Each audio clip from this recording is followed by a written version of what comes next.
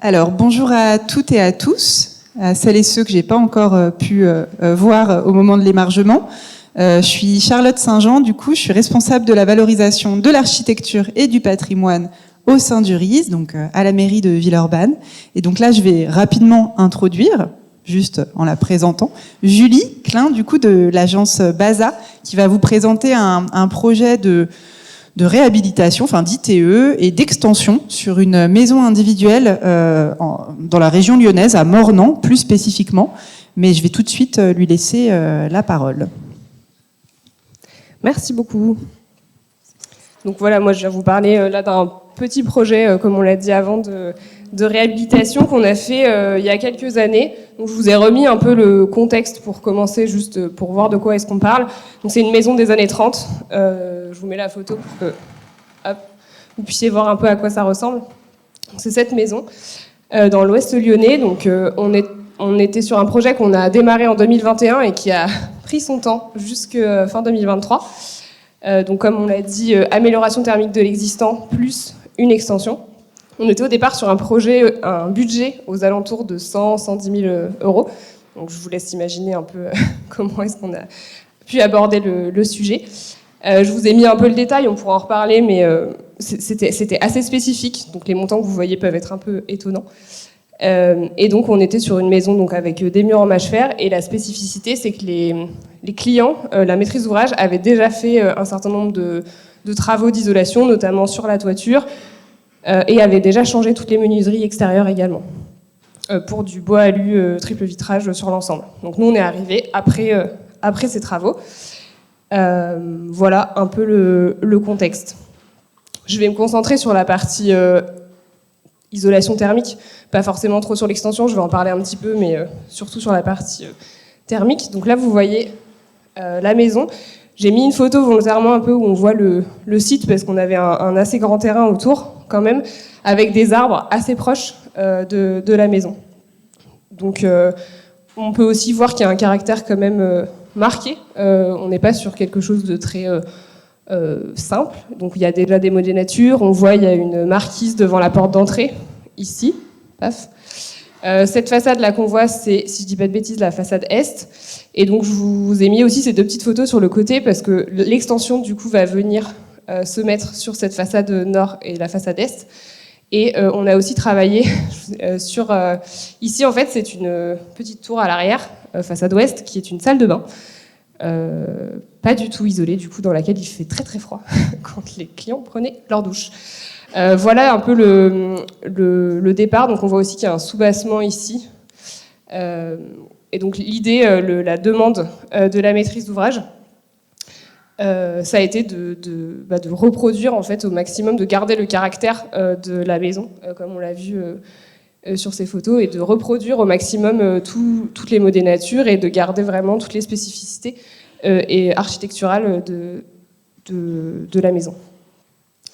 Nous, quand on a eu cette commande, on n'était pas spécialement informés sur le pisé, sur le mâche-fer, et donc on avait plutôt des expériences et des connaissances sur le pisé de terre. Donc on a approché le mâche-fer, vraiment le traiter comme si c'était du pisé de terre. Donc c'est une approche avec des matériaux qui laissent la vapeur d'eau circuler, etc. C'est vraiment comme ça qu'on a abordé les choses, et on n'avait pas du tout de compétences particulières sur le mâche-fer à ce moment-là. On avait donc un maître d'ouvrage qui était assez sachant, assez informé, donc on a vraiment travaillé ensemble, et aussi très volontaire, puisque, comme je l'ai dit, ils ont fait pas mal de travaux assez importants seuls sur le projet, et vu le budget qu'ils avaient, ils ont proposé d'emblée de s'investir dans les travaux. Donc ça s'est plutôt fait sur l'extension, qui s'est faite en ossature bois. Je vais vous montrer juste après où est-ce qu'elle prend place. Et après, on a travaillé avec une entreprise de façade sur la partie TE. Les demandes étaient aussi celles de ne pas du tout percer les menuiseries. Je ne l'ai pas dit, mais du coup, il n'y avait aucune ventilation dans la maison, à part dans les pièces d'eau. Et la demande du client, c'était de rester sans ventilation mécanique dans la maison. Je ne sais pas si on ferait la même chose aujourd'hui, mais en tout cas, il n'y a pas de double flux, il n'y a rien, on n'a rien fait de plus. Par contre, il y a des ouvertures en façade qui qui existait du départ, avec dans certains murs en fait des percements avec une petite grille à l'extérieur, que du coup on a reproduit à travers l'ITE. Et la demande également était de rester 100% en matériaux naturels, y compris quand on traite le pied de façade. Donc voilà, on a pris tout ça, on a pris le budget, et puis après on a essayé de faire quelque chose. Donc le plan, en gros, en gris foncé, c'est l'existant. Et je vous ai mis en fait juste des aplats de couleurs sur les parties sur lesquelles on a travaillé pour que vous puissiez repérer rapidement. Donc il y a donc initialement, ici c'était le garage à l'étage et une chambre au-dessus. Et donc l'extension vient prendre place ici, où on refait un garage et au-dessus une chambre. Donc on a juste un rez-de-chaussée, un R+1. Il y a un petit carport qui vient sur cette façade qui n'a pas forcément trop d'incidence sur les travaux. Et donc là, c'est la petite tour que je vous ai montrée avec la salle de bain. L'idée, c'était de l'isoler bien sûr sur la façade, mais aussi en sous-face, et de profiter de cette isolation en sous-face pour faire une verrière fermée en dessous. C'est un petit détail, mais qui avait aussi une incidence dans le budget. Hop, ça, donc c'est les façades de l'existant. Voilà, on voit pas forcément très bien là, mais donc avec à chaque fois des modénatures autour de toutes les fenêtres, comme on a pu voir sur les photos. Et je vous ai mis ensuite les façades du projet. Encore une fois, pour essayer de se repérer. Donc là, on est toujours sur la façade est qu'on voyait sur la photo tout à l'heure, donc avec ici l'extension qui va venir, cette partie-là, du coup, qu'on a traitée ensuite à l'arrière avec l'isolation en sous-face et la petite verrière qui vient faire jardin d'hiver. Donc comme vous le voyez, on a essayé de garder au maximum la même écriture. Il y a vraiment eu on a exploré deux façons de faire, soit de penser une extension qui soit complètement en rupture avec l'existant et qui ait un autre langage architectural, soit de essayer de s'inscrire, d'être en continuité avec l'existant. Et du coup, c'est plutôt ça qui a été demandé et qu'on a fini par essayer de faire, avec toujours un peu ce risque que ça fasse un peu pastiche, que ça ne fonctionne pas sur les proportions, etc. On a fait du mieux qu'on a pu là-dessus, et du coup de reproduire aussi les croupes, les pans de toiture, etc. Enfin, il y avait tout un sujet sur la toiture, je vous ai mis des photos après, qui demandait quand même un certain savoir-faire aussi par les entreprises ensuite pour traiter toutes les jonctions, etc. Voilà un peu le programme, le projet. Donc ça nous a demandé quand même de travailler pas mal de détails techniques, déjà pour comment est-ce qu'on va traiter pour recréer des modénatures, en sachant qu'on va passer qu'avec des matériaux naturels. Donc on a fait une isolation en fibre de bois sur l'ensemble, enfin tout l'ITE sur l'existant et en fibre de bois, et après on est revenu créer des modénatures, je vous montrerai les détails juste après, pour que ce soit que ça ressemble à l'existant. Aussi reproduire le petit débord en pied de façade qui est en termes de gestion des EP et de l'eau sur la façade. Donc on a la façade et le débord qui déborde un peu. Donc comment est-ce qu'on gère l'eau et qui coule et pour pas qu'elle s'infiltre à cet endroit-là. Et il y avait une demande d'intégrer des volets roulants parce qu'il n'y avait pas du tout d'occultation sur cette maison. Donc on est venu mettre des volets roulants solaires pour essayer de percer le moins possible la façade. Et donc je l'ai dit, reproduire les formes de toiture comme on a sur l'existant. Alors on voit pas très bien du coup, mais donc ça c'est le détail un peu de la façade un peu courant, avec donc les panneaux de fibre de bois qu'on peut voir sur la photo à côté, et donc en pied de façade pour rester dans cette idée de matériaux 100% naturels, de venir mettre du liège. Je l'ai pas dit, mais parce que j'ai pas mis une coupe pour pas surcharger, mais il y a une cave semi-enterrée. Donc toute la partie inférieure, et de toute façon on voit les fenestrons sur la photo, et sur cave. Et donc comme on avait un débord, enfin ce pied de façade qui faisait 1 mètre, on l'a reproduit sur 1 mètre, tout en liège, des panneaux de 15 cm, donc c'est pareil, dans le budget ça fait un peu un poids. Et ensuite, du coup, l'idée, ça n'a pas été on n'a pas enlevé toutes les modénatures pendant les travaux. On était un peu frileux là-dessus, l'entreprise également. Donc, en fonction de comment est-ce que les modénatures venaient ou pas au moment des travaux, soit elles sont tombées, soit elles sont restées. Et après, de venir refaire toutes les modénatures en fait, en remettant une épaisseur supplémentaire de fibre de bois de 3 cm, en plus du coup des 145 qu'on avait déjà mis. Je ne sais pas si c'est clair, mais du coup, c'est ça qu'on a essayé de faire, de travailler à chaque fois, du coup, avec, là, on peut les voir, d'intégrer du coup les volets roulants l'avantage d'avoir eu ce cadre initial, on a pu le reproduire du coup en intégrant le volet roulant. Alors ça nous a créé un petit débord qu'il n'y avait pas initialement, donc on n'est pas exactement similaire à ce qu'il y avait au départ. Et après, pareil, sur le pied, enfin sur le bas de la fenêtre, on a aussi remis des appuis rapportés, etc., pour recréer tout l'encadrement. Voilà à peu près ce que je peux vous dire là-dessus. Donc là, on voit les travaux de mise en œuvre qui étaient quand même... On a 400 mètres carrés de façade, donc c'était pas un petit... Enfin, bien sûr, pour certains, ça va être un petit projet. Là où on se trouvait, à Mornan, il a fallu quand même réussir à trouver des entreprises qui étaient capables de mettre en œuvre sur l'ensemble de la maison, dans un délai qui n'était pas non plus astronomique, et pas pour un budget qui n'était pas non plus... Enfin, voilà, on est entre les deux, on n'est ni sur un tout petit truc, ni sur un gros truc, mais c'était pas... Ça a un peu complexifié l'affaire. Là, je vous ai mis une photo avant et après pour voir un peu ce qu'on a essayé de faire. Donc ça, c'est l'entrée, en gros, avec... bon, on aurait bien aimé pouvoir reprendre cet escalier, mais c'était pas dans le budget. D'ailleurs, je ne l'ai pas dit, mais sur les 180 000 € que je vous ai montré, c'est vraiment le façadier, le charpentier. Nous, on n'a pas du tout... on n'a pas coordonné la partie zinguerie et après toute la partie seconde œuvre, parce qu'il n'y avait pas les moyens non plus de payer la maîtrise d'œuvre sur l'ensemble. Donc ça a vraiment été un projet où on a fait comme on a pu pour accompagner au mieux les clients, et j'en parlerai à la fin parce que je pense que c'est un vrai sujet qu'il faut aborder aussi. Comment est-ce qu'on accompagne des ménages comme ça qui n'ont pas les moyens de se payer des archis et des entreprises et des bureaux d'études, etc., pour rénover un patrimoine qui est quand même intéressant et qui, pour éviter des pathologies aussi à l'avenir. Donc voilà, un peu la différence. Donc c'est le petit débord dont je vous parlais ici. Et effectivement, on est sur des appuis qui sont un peu différents. On n'a pas pu remettre la marquise, malheureusement. On a essayé, mais c'était un petit peu complexe. Le chantier, parce que c'est quand même ça qui nous intéressait, enfin qui je pense était assez intéressant, c'est que du coup on a vraiment galéré à trouver une entreprise.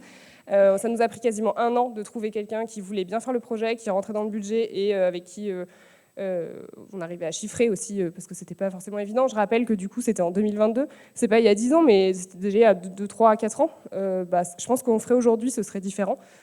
Il y aurait peut-être plus d'entreprises qui seraient capables de mettre en œuvre, en tout cas, dans les projets sur lesquels on travaille aujourd'hui, c'est moins compliqué, mais à l'époque, c'était quand même pas évident.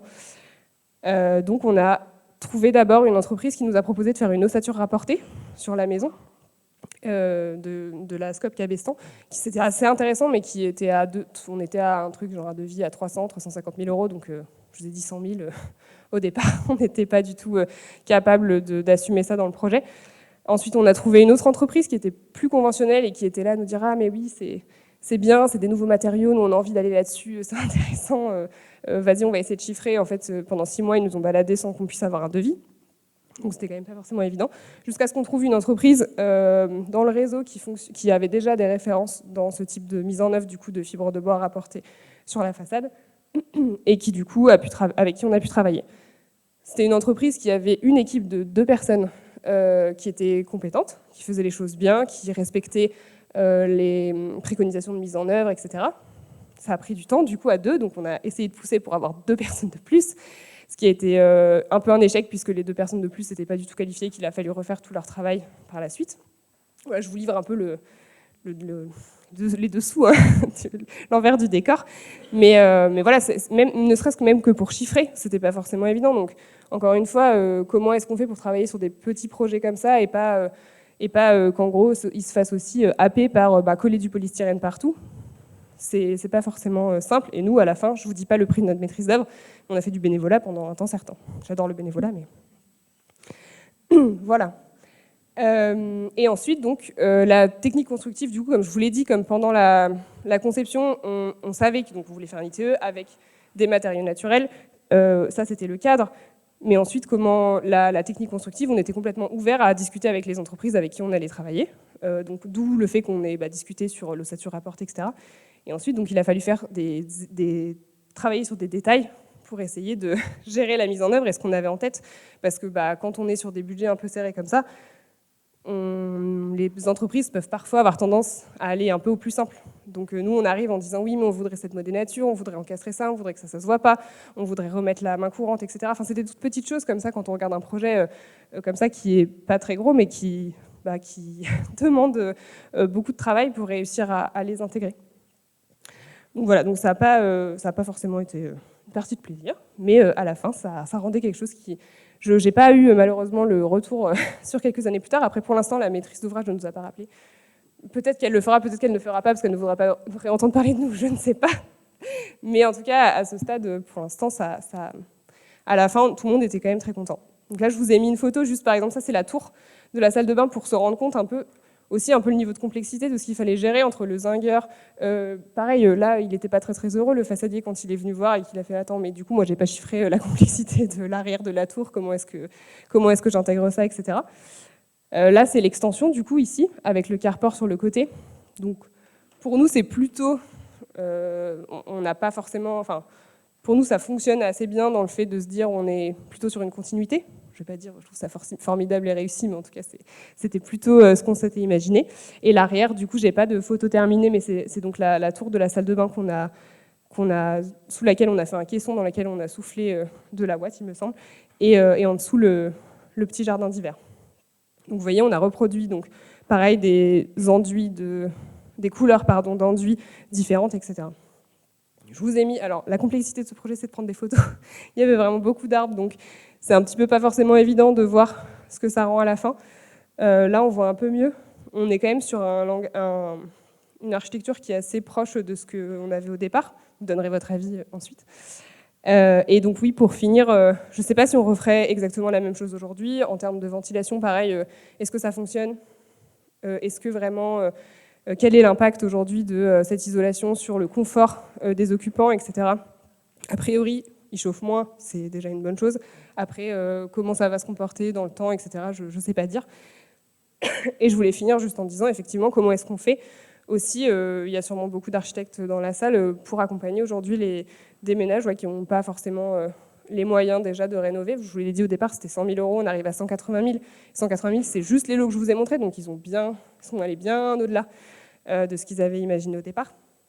Donc comment est-ce qu'on fait, même nous en termes de mission, comment est-ce qu'on peut les accompagner, parce que c'est compliqué de faire du conseil, vous le savez sûrement. Donc voilà, comment est-ce qu'on peut faire, parce que on l'a vu avant, le mâche-fer, le bâti ancien, c'est des sujets qu'on ne peut pas adresser simplement en disant voilà, on va plaquer du polystyrène partout et puis ce sera isolé et ce sera mieux. Donc comment est-ce qu'on peut faire ? Moi, on continue de se poser la question et d'essayer de trouver des solutions, mais ce n'est pas forcément toujours évident. Voilà.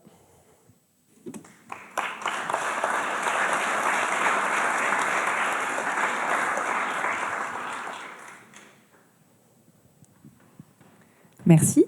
Est-ce qu'il y a des questions ?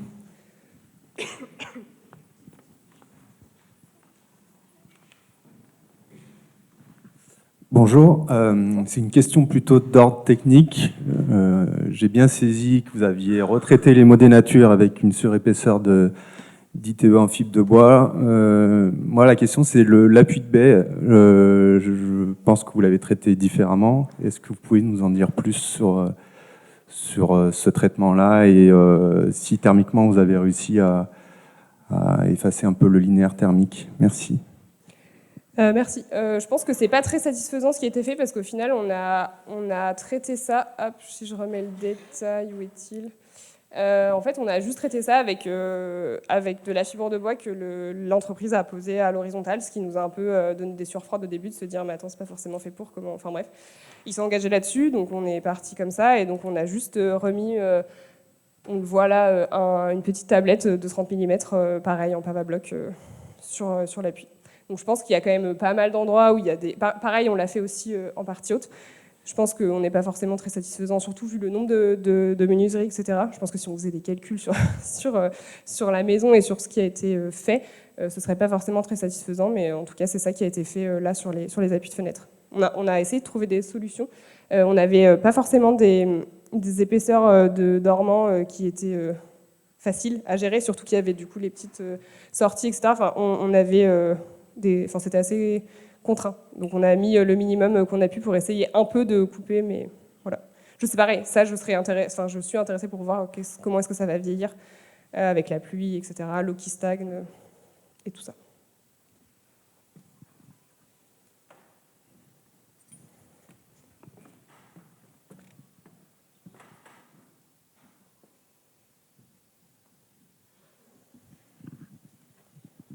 Oui, bonjour. La question, c'est est-ce qu'il y a l'intervention d'un BE fluide ou d'une réflexion, en fait, parce que vous parlez de ventilation naturelle et d'isolation, est-ce qu'il y a une réflexion de se dire, bon, certes, tous les éléments permettent la permanence de l'eau, enfin, de la vapeur d'eau, etc., etc. Est-ce qu'il y a une réflexion, justement, sur toute la partie fluide énergétique, calcul avant, après, enfin, je ne sais pas, c'est cette vision-là sur le projet? Bah, pas du tout. Enfin, non, mais enfin, je suis transparente. Hormis Non, très notre bien. expérience et nos compétences à nous, et celles de l'entreprise, et celles aussi du maître d'ouvrage qui, du coup, était quand même bien renseigné sur le sujet, on n'a pas du tout. En fait, enfin, pour être honnête, on n'a pas du tout les moyens de se payer un BE pour faire des calculs.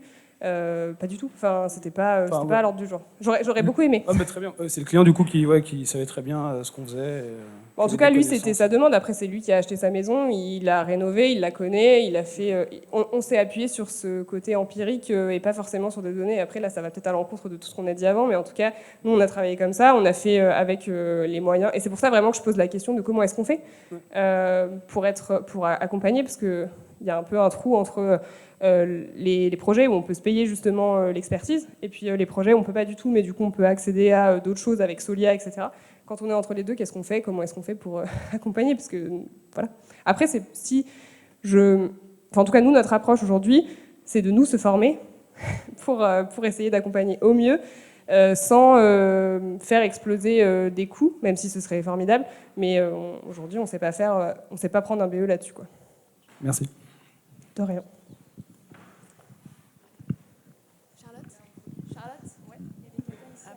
Il y a eu 4 mains. Tranquille. Hein. Bonjour, une question en lien avec la précédente.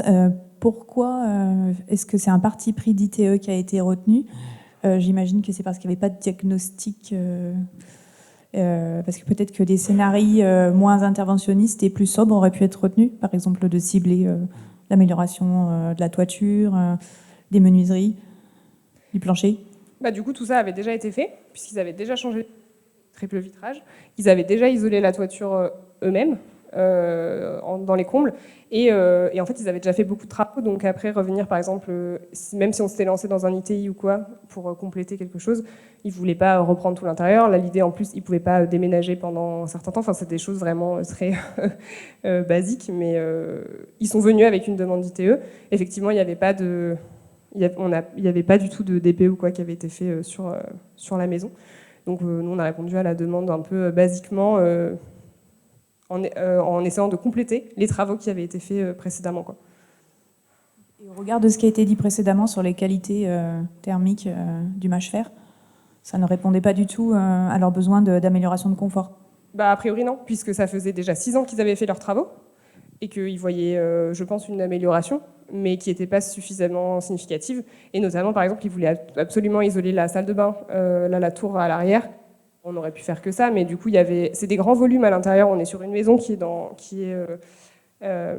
l'avez vu, c'est assez haut. On a des assez grands volumes, des grandes fenêtres, etc. Donc à chauffer, c'était quand même un petit peu fastidieux. Donc ils se sont retournés vers cette solution-là, quoi. A priori, les propriétés du mâche-fer ne suffisaient pas. Après, on a mis que, entre guillemets, 150 du coup en extérieur. Mais encore une fois, il n'y a pas de calcul, donc je ne sais pas dire si...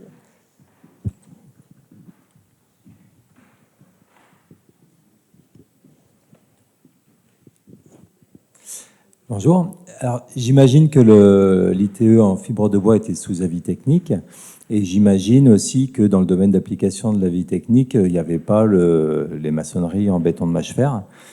Comment ça s'est passé avec l'assureur, par exemple? Parce que je pense qu'il n'y avait pas de contrôleur technique. Non, il n'y avait pas de contrôleur technique. Bah après, c'est l'entreprise ayant déjà réalisé les mêmes travaux sur une autre maison individuelle. On est parti comme ça, quoi. Enfin, en fait, on s'est basé sur ce que était capable de faire l'entreprise et il s'est engagé là-dessus, quoi. Ok, parce que typiquement, on est un peu en technique non courante quand même.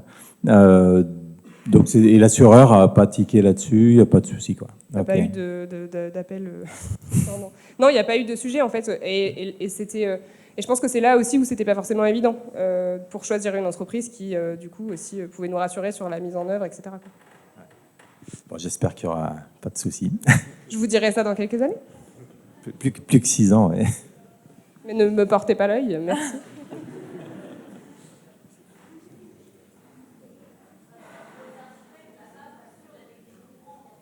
Merci Virginie. Je suis à la MAF, tout va bien.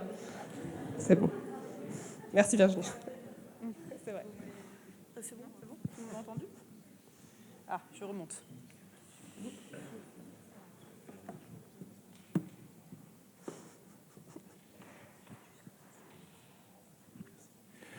Oui, vous avez parlé de mettre en place des matériaux qui soient perméables à la vapeur d'eau, par exemple. Je voulais savoir si la présence du matériau mâche-fer avait eu d'autres influences sur vos choix techniques pendant le chantier, je ne sais pas, sur l'accrochage de l'extension, etc., par exemple. Du coup, ça a joué effectivement sur le travail avec le charpentier, sur comment est-ce qu'on gérait la question de la charpente et de l'ossature bois, etc. Il y a eu, on a fait des tests aussi pour accrocher les panneaux, parce que on sait que le mâche-fer, c'est pas toujours partout bien uniforme, etc. Donc on peut se retrouver, enfin, potentiellement arriver dans quelque chose d'un peu plus mou, mais sinon, ça n'a pas forcément eu trop d'autres incidences sur les questions techniques.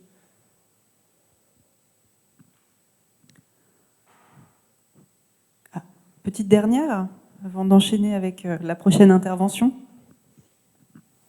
Oui, bonjour, Nathalie Sand, architecte du patrimoine.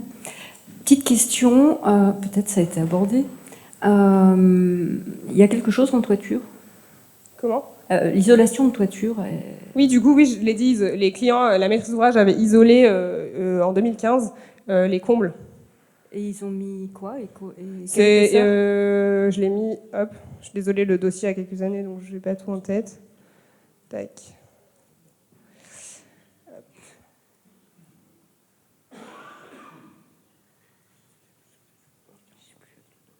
On va y arriver. Ah ouais, super. Si. Hop, hop. 40 cm de laine de bois. D'accord, ok. Donc ça, c'est une bonne chose.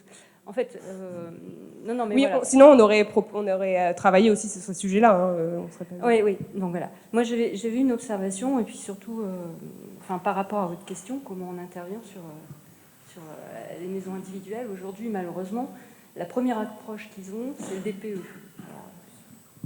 La première approche, c'est le DPE, avec des conseils dont on a déjà parlé. Une approche qui est généralement qui exagère beaucoup. Voilà, moi j'avais une maison en mâche-fer, donc évidemment c'était catastrophique. Donc on a réussi à l'influer. Néanmoins, pour le lambda, la personne lambda, en fait, c'est le DPE. Donc généralement, la première accroche, c'est ça. C'est vous allez devoir isoler avec de l'isolation, changer toutes vos fenêtres que vous avez changées il y a 5 ans, et parce qu'elles n'attendent plus. Voilà. Donc ça, c'est la première approche, mais il faut savoir que l'homme de l'art, ou la femme de l'art, que nous sommes, avons une influence aussi sur le DPE, alors pour peu que la personne s'adresse à un architecte. Et là-dessus, nous, on peut caractériser le bâtiment et aller davantage, comme vous l'avez fait, proposer des solutions alternatives, et heureusement d'ailleurs. Voilà. Mais aujourd'hui, en effet, c'est soit le DPE, soit l'entreprise. Et les entreprises ont aussi des très mauvais réflexes. Et d'ailleurs, la plupart du temps, à 90%, les personnes s'adressent à l'entreprise directement. Donc entre le DPE et l'entreprise, en fait, ça va généralement sur les mauvaises solutions. Et comme le disait l'architecte qui est intervenu sur les matériaux tout à l'heure, c'est aujourd'hui une vraie catastrophe. Voilà. Mais l'architecte a vraiment tous les moyens aujourd'hui pour juger de ce qu'il faut faire quand il est à peu près observateur de l'environnement, savoir où sont les masques, de la nature des matériaux. Il y a une flopée d'études aujourd'hui, peut-être qui sont citées dans l'étude mâche-fer, mais qui ont été réalisées et sur lesquelles on peut vraiment s'appuyer. Et je pense qu'on a tous les moyens aujourd'hui, avec nos moyens, avec cette connaissance, sans passer par des études thermiques dynamiques qui sont très coûteuses à cette échelle, pour juger de ce qu'il faut faire de façon intelligente. Voilà. Là, pour le coup, c'est vraiment ce qu'on a essayé de... Enfin, c'est comme ça que ça s'est fait. Et je pense que la maîtrise d'ouvrage était assez éclairée sur le sujet pour se dire je ne vais pas me lancer là-dedans tout seul non plus, quand bien même j'ai des compétences, etc. Parce que c'est eux qui ont quasiment entièrement construit l'extension. Le charpentier a travaillé, a aidé au levage, etc. Mais c'était un contrat spécifique où, du coup, c'était à moitié en participatif, c'est-à-dire que le charpentier accompagnait les clients pour qu'ils montent toute l'ossature, etc. Donc ils étaient éclairés, intéressés, ils avaient des compétences, etc. Donc, et malgré tout ça, ils se sont dit on va passer par aussi des architectes pour avoir un regard aussi global. Donc c'est plus la question que je me pose, c'est comment est-ce qu'on fait pour être pertinent et faire les choses correctement? Il faut que nous, on soit formés, du coup, les architectes, sur ces sujets-là, sur des projets comme ça. Et après, il faut réussir aussi à les vendre. Et à ce que du coup les maîtres d'ouvrage investissent aussi là-dedans. Et c'est pas forcément évident, je l'ai dit, on avait un projet au départ, on était à 110 000 euros de budget, enveloppe projet, donc avec la maîtrise d'œuvre. Donc voilà. Ce n'était pas que le budget travaux, non. Et donc par contre, ils ont touché des aides, il me semble qu'ils ont touché un truc genre 10 000 euros d'aide parce qu'ils sont passés 100% matériaux biosourcés.